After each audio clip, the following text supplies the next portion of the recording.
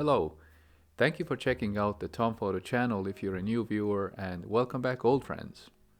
I have yet to talk about an action adventure camera on my channel. This void will end today because, as you can see, I'm unpacking my new GoPro Hero 10 Black. At the time of releasing this video, I will have used my GoPro for 3 months and I'm ready to share my experience with you. I purchased the GoPro Hero 10 Black for the situations that I cannot cover with my larger cameras and a gimbal. The GoPro is tiny, you can attach it to a bike or a helmet or just about anything.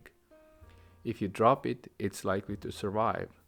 If you drop it in water, then you end up getting a cool footage of the process because this camera is most happy in water.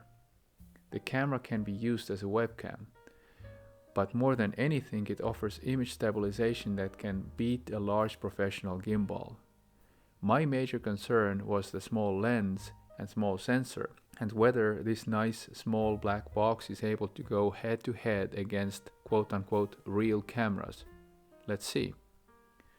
You can spend hours talking about GoPro. I intend to make more videos on various advanced functions, but today I'm focusing on only video. Next time we'll talk about photo and time-lapse functions and more. But even with video, I'm not going very deep. The goal is to keep it simple so that it could benefit you quickly. A little bit technical stuff first. The GoPro Hero 10 Black has a 1/2.3 sensor with 23 megapixels on it. A small sensor that is crowded with pixels typically means noise. GoPro is coping with this well because it has a capable computer on board that can do all kinds of tricks. This is a step up from GoPro Hero 9. However, this leads to not so good battery life as a side effect. Compared to Hero 9, the lens cover is more scratch resistant now too. The lens is an f-stop 2.5 fixed focus lens where you cannot change anything. This may sound bad, but in reality it means that you don't have to worry about different parts of image jumping in and out of focus, as mostly everything is in kind of good focus. You can do this with wide angle. The lens cover can be changed, and what's more, you can attach other lenses if you have the appropriate kit. I'm not going there today. The main reasons for me to buy GoPro are size, durability, and image stabilization. The Hero 10 is sporting a Hyper Smooth 4 image stabilization that is simply spectacular. You can have it at high or boost or turn it off. High will suffice in most situations. Boost is a power-hungry option that may come in handy when dealing with extreme shaking.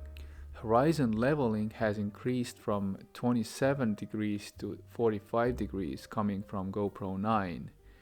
Indeed, you can select a mode that lets you turn the camera 45 degrees and still have a perfectly level picture. Ain't that wonderful? The video resolution ranges between HD and 5.3K. The higher you go, the less options you have with frame rate. Not all options and even menu items are available with all combinations of settings.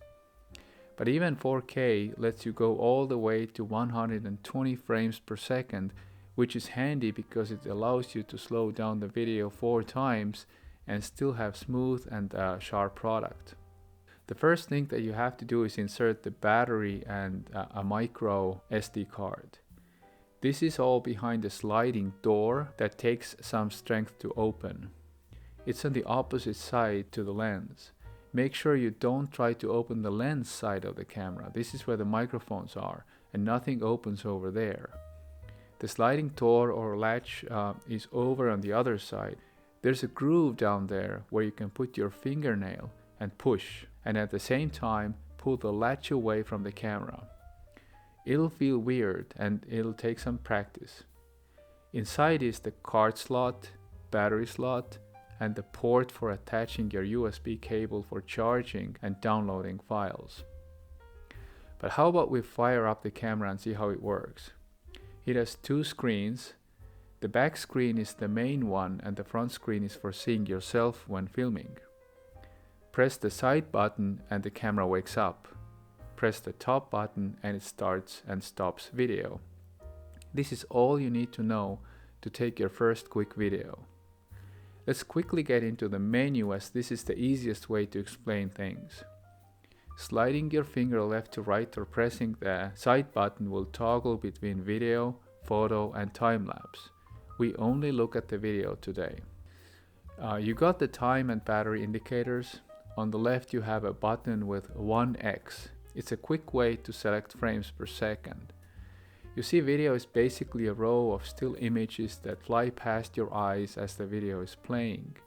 The faster the objects move in the video, the higher the frames per second needs to be to get rid of motion blur. Slowing down video means showing these images to you at a slower rate.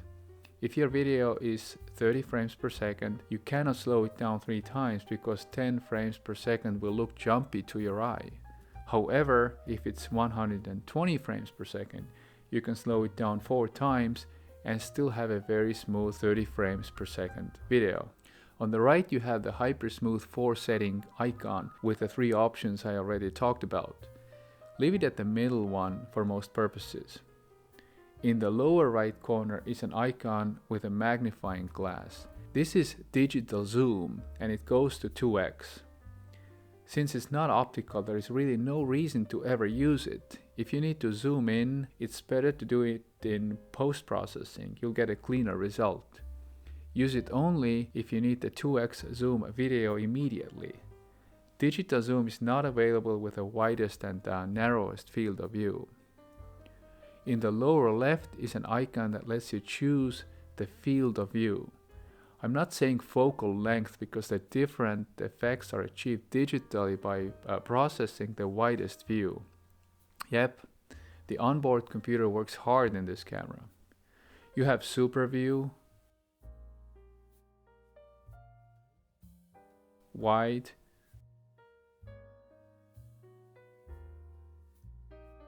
linear,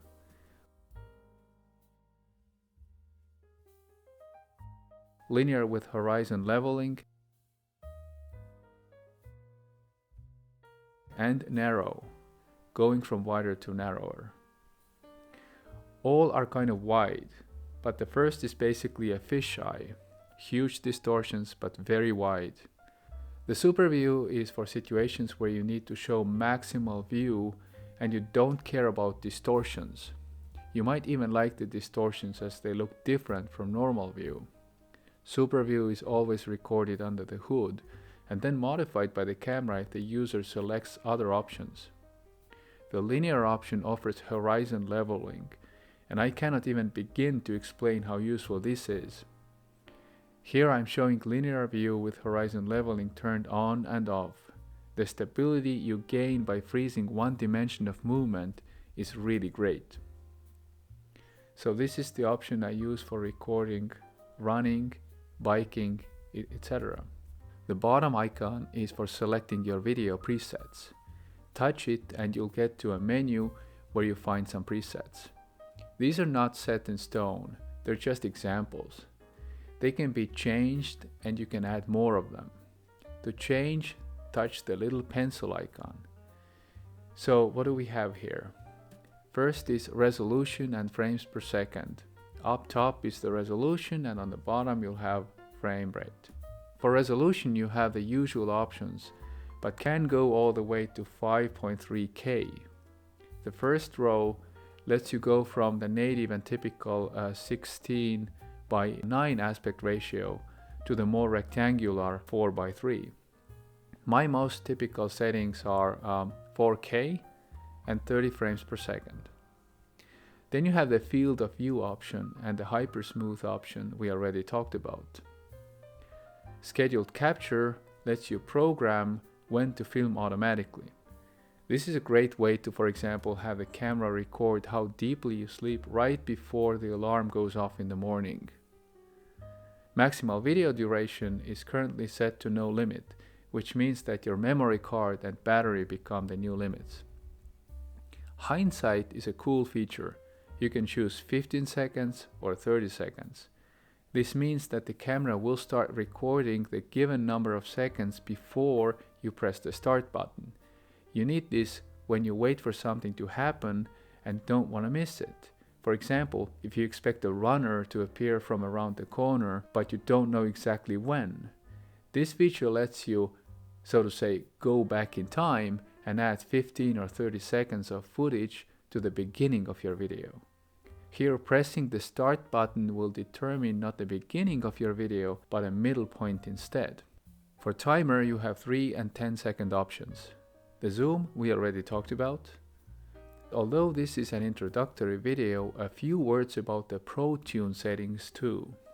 They are part of the same menu I just talked about, right underneath. Bitrate determines how much data is packed into each second of video. You have 2 settings. Higher is better, but will result in larger file size and may not be justified if you don't see a difference. Shutter speed is the time it takes to record each image in the video. It's best left at auto. EV comp is exposure compensation. Choose positive numbers if you want lighter video and negative numbers if you want darker video.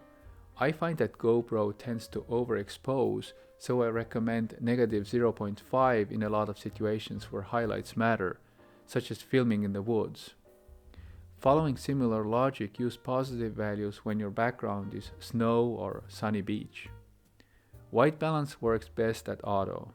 If you want your video warmer or colder, the white balance slider can be slid up or down.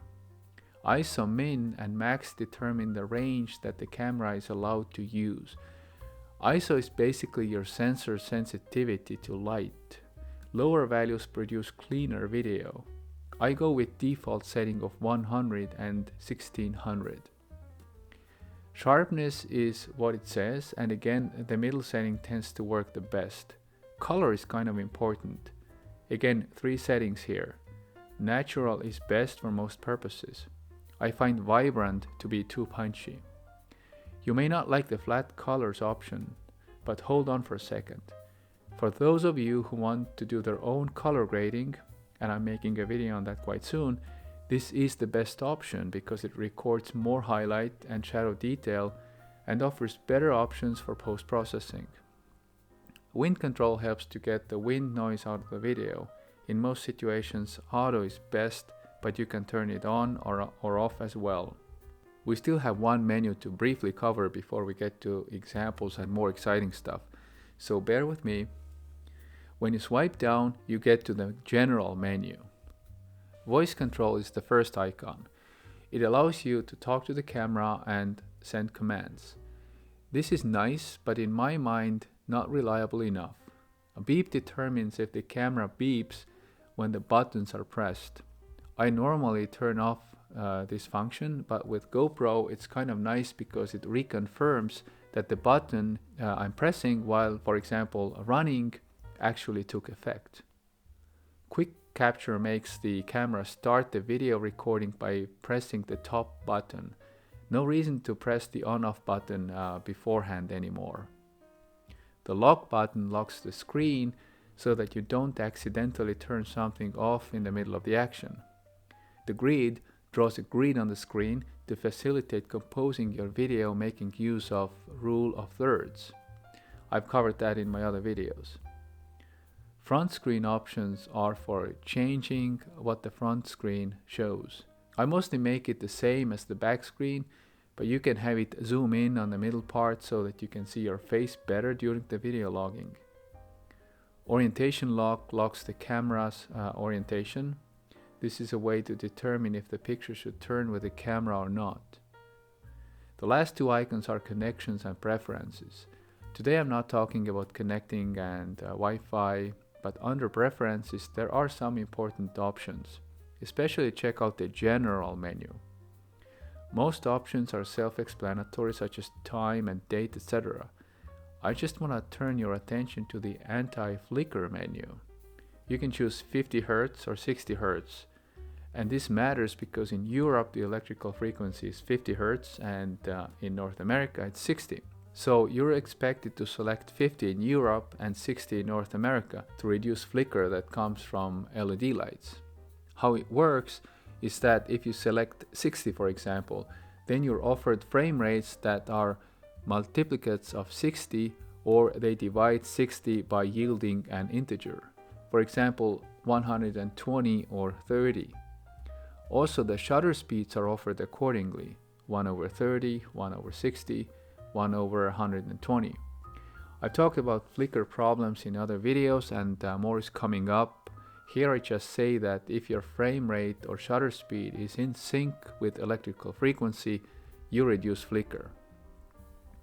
Overall, I'm very happy with the video quality of this little GoPro. Obviously, with a tiny sensor and a lot of pixels on it, you give up some of the dynamic range. If you have been spoiled by more capable cameras such as myself, you notice that the dynamic range of the GoPro is nothing too exciting to write home about. In most situations, the GoPro does just fine, but let me illustrate a couple of examples where it underperforms a little bit. Here's a GoPro footage of a scene with large contrasts. You see that the light details are washed out, and the compensation won't help because then you have to choose between shadows and highlights. As a comparison, here's the same scene with a very capable Fuji X-T30 at 200% dynamic range. This is much different, I'm sure you see. I could have boosted the dynamic range to 400% and flattened the curve, and the differences would have been even more striking. Another situation the GoPro's automatic approach fails is in uniformly dark place such as deep forest. GoPro thinks that this scene too should have dark and light areas and significantly overexposes. Here you can go to the EV compensation menu and turn the value into negative. Any automatic camera expects the standard scene in most situations: a bit of sky, a bit of trees, a bit of everything. In those situations, GoPro is quite impressive. For example, here we have a good balance between light and dark areas, and GoPro does a very nice job indeed. Here's another example where GoPro gets it right, but the clouds are still washed out because the small sensor just does not offer enough dynamic range. What I really like about GoPro's video is its simply amazing image stabilization. This is shot from a moving car on a dirt road where my hand shook up and down all the time. I thought this footage was going to be awful, but no, it's actually really nice. The resulting image is stunningly stable. I never thought it would turn out so nice. Really amazing. What's curious is that the GoPro gives me smoother result when running, driving, or riding a motorcycle than it does when walking. Simple walking gives me most up and down movements. Videographers use duck walk. They walk like ducks by bending their knees and bringing their body closer to the ground to get more stabilization. This is me running at a fairly fast pace while holding the camera next to my head, and the footage is super stable. How is this even possible? When you press the button to start and stop the video, this action should shake your footage. I don't see this. Why not? Does the GoPro clip away the shaking ends of the video, or is there a lag between pressing the button and starting the video? Or is it using digital corrections to the extreme? Whatever the case, the video you record is usually usable in its entire length. I don't see this with other cameras. But there's more to love about its video. Some things about it are better than with a pro camera. The way this camera handles changing light is simply beautiful. Moving from light to dark changes the exposure so gradually and so well, no sudden changes at all. Likewise, because the Hero 10 has a fixed focus, you never see any jumps in the focus. This really is an automatic camera that so wonderfully takes care of the business for you behind the scenes. It's clear that it has a very powerful computer inside. If you try to film something very up close, then obviously you reach a point where the image is no longer sharp, or it's sharp where you don't want it to be. I've said a lot of good things, but is there anything I don't like about the GoPro? I'd like to see an easy way to attach a wrist strap to the side. I wish the side door worked better. The touchscreen is not perfect for my fingers. Sometimes I need several attempts. It's too easy to accidentally switch between video, photo, and time-lapse. I think I made a video, but at home it turns out to be a photo instead. If they could somehow put a bigger sensor inside this camera, that'd be great. My main concern is battery life. In my hands, the battery lasts less than an hour, and even looking at the menu burns battery super fast. My kit didn't come with a charger, so I can only charge the battery inside the camera. But most importantly, the positive aspects about this camera greatly outweigh the negative ones. I certainly don't regret buying this camera. These are my most typical settings for video. Of course, I switch to higher frame rate when moving fast. I often use HD for casual videos where file size matters. When I feel like post-processing the video a lot, I will switch to flat color profile. But basically the default settings work really well. This camera does a wonderful job straight out of the box, and this is where its strength is. You don't have to be a pro to make nice videos. I'd like to thank you very much for the opportunity to spend some quality time with you. If you like this video and would like to make me happy, please consider subscribing to my channel. Please also expect more videos about GoPro as well as other posts on videography and photography topics. I wish you a wonderful day.